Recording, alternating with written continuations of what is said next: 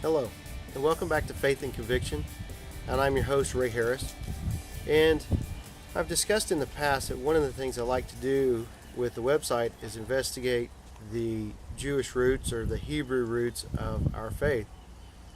And what I would really like to bring into mind today as I sit here in this beautiful area is some thoughts from the book of Matthew.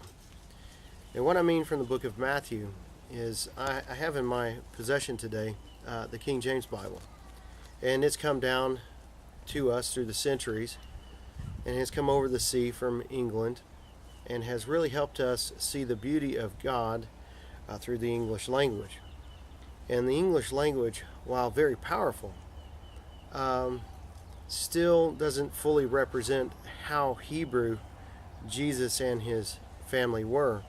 And what I find interesting is when I look at the book of Matthew, it says here in these verses from chapter 1, it says, "So all the generations from Abraham to David are 14, and from David until the carrying away to Babylon are 14, and from the carrying away into Babylon unto Christ are 14.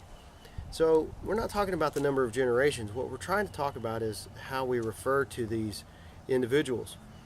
And what I want to bring up is that even though we know Father Abraham by calling him Abraham, his Hebrew name is pronounced somewhat different.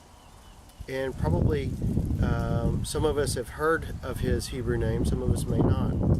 And when we go back to the Hebrew, it's more pronounced like Avraham, in which it has a very specific meaning in the Hebrew. And when you read his name Avraham, you would see the meaning of his name.